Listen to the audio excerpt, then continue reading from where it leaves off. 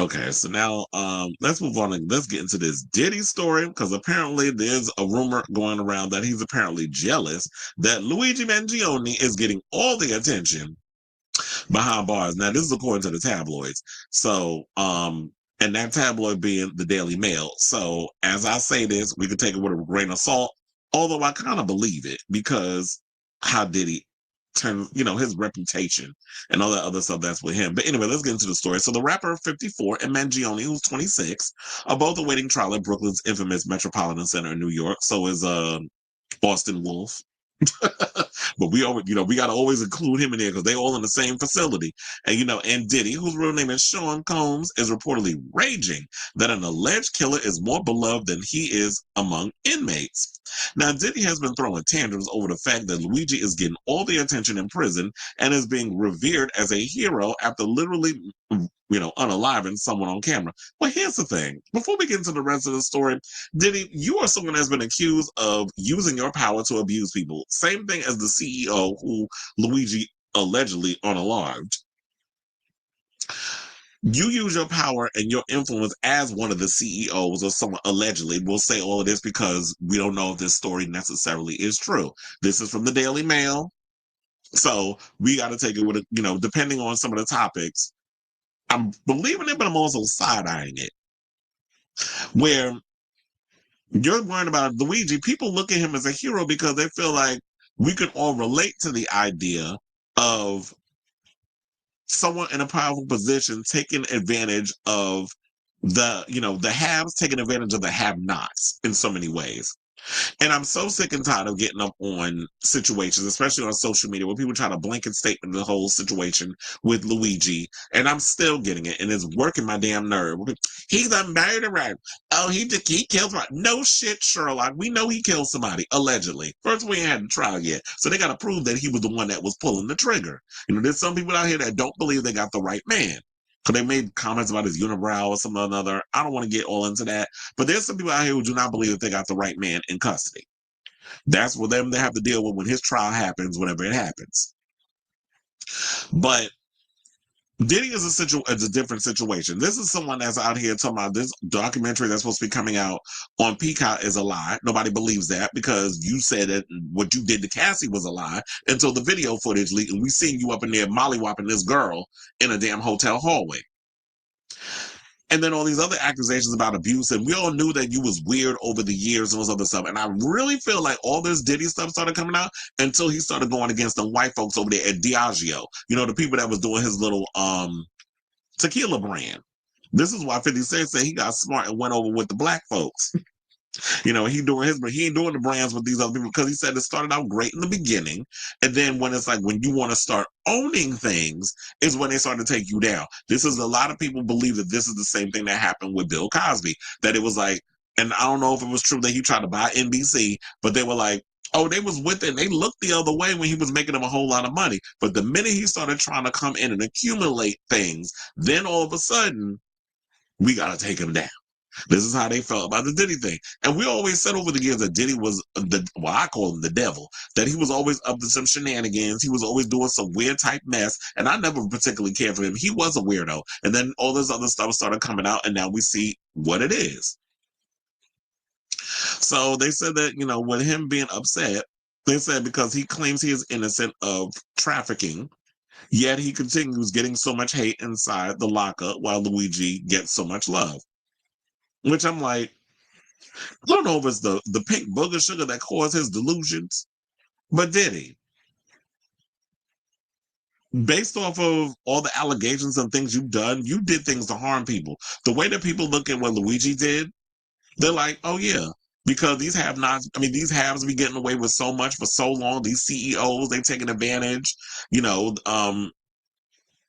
having thousands of people's blood on their hands. And I kind of wish that you people that are you CEO defenders would have that same energy towards the thousands of people who are denied health care and have to die because these insurance companies are denying people the help that they need and having them just wither away and die because while they, take kickbacks and profit off these dead people. I wish I had the same energy for these people that are that are dead at the hands of these insurance companies as you do for these CEOs who continue to take so much of the damn pie that there's nothing left for the rest of us. So I kind of wish I had that same energy in that instead of just lazily, oh, he's a murderer. Because all murderers are created equal, right? According to some of y'all. So Mangione is apparently loved by the prisoners and is not having a difficult time dealing with everything because he has gotten so much support from prisoners who have shared with him their stories of losing loved ones due to inadequate health care. We can relate to that. We all can relate to somebody who has a damn hard on for abusing people, using his power to take down, to ruin the lives of those who are beneath him, or because you got a cake for your little freak offs and all that other stuff that you using the little people who need an opportunity, money, whatever the case is, and you being able to just do whatever you want because you want to get your rocks off. Luigi wasn't doing all of that with his whole situation. So we can relate to that. We can't relate to all these little situations that Diddy was doing before his ass got locked up. That's not a relatability factor with John Q. Public. So if he's too damn stupid to understand that, allegedly, according to this story, then that's on him. And that's why people don't like your behind. Because what you doing is unrelatable compared to the relatability of a Luigi. They also said not to mention the fact that the prison itself faces constant allegations of inadequate health care to those who are locked up. And we've heard about that, like the health care is a mess up in there. Now, while Diddy and Mangione share a legal team, well, do they really share a legal team? Because Mangione is using the wife of the guy who is, I think, repping Diddy. They are not cross paths in the prison as the alleged assassin remains in solitary confinement while the rapper is with Gen Pop. Now, Diddy has not had any contact with Luigi despite sharing the same legal team. They do not spend time together, and the two really have zero in common. And first of all, why would legal team? I mean, yeah, they may share the legal team, but why would they be wanting to hang out? Like, first of all, whatever's going on in my legal situation, whatever's going on in Diddy's situation, legally, is none of anybody's business. Neither one's business, I should say, if they're even sharing a legal team. And hello, attorney-client privilege. Why would that even be shared? So I don't understand why the Daily Mail would need to put that in there. Oh, I forget, because maybe they get paid by the damn letter. Because their whole article was a 3-minute read. Now, Brooklyn's Metro Center still holds other high-profile inmates, such as Sam Bankman-Fried. It is also the jail where notorious sex trafficker Jeffrey Epstein unalived himself. Now, officials say Mangione fatally pow-powed United Healthcare CEO Brian Thompson on December 4th as he was walking to an investor conference in Midtown Manhattan. And this was in broad daylight. The unaliving shocked the business community, and they got their ass spooked and nervous because they were like, okay, there's all this other stuff that's going on. It's not going to we're not going to take it anymore. And I had somebody in my comments that was like, well, it's not going to do anything. It's not going to change anything. Changing is you got to vote. Don't even get me started on the illusions that they try to feed y'all about how our voting system is going to work in our favor, because it doesn't. It's like, are you really going to sit up here and feed me this kumbaya bullshit? Like, I'm not buying it. And so, yeah, it is scared they ass because, when I said when you back someone into a corner, eventually they're going to come out swinging. And sometimes taking drastic measures, not that I'm encouraging it or I'm condoning it, but sometimes taking a drastic measure wakes people to freak up and makes you realize that, yeah, you can't keep beating people down. You can't keep trying to ruin people's lives and thinking they're just going to just walk away and just take it. You're going to get that one person that's going to lash out. And people thinking that just because Luigi comes from money, that means that he's not going to be affected. Apparently, it doesn't matter how much money he has or how much money he comes from. Insurance companies are going to galvanize and take advantage of whoever, regardless of social economic status. So I should say that he pleaded not guilty in New York State court to multiple counts of unaliving, including unaliving as a act of terrorism. Yeah, them trying to paint him as a terrorist. I had to cackle at that foolishness. I said, okay, corporate media, we see the narrative y'all trying to put out here, this little stunt, this little pomp and circumstance show that our stupid ass mayor Adams had put on. Oh yeah, I want to look at him personally and look him in the eye and say, not my daddy. Well, you mean in addition to all the other alleged federal criminal activities you've been doing in this city you call yours, that you trying to get Trump to pardon your behind on?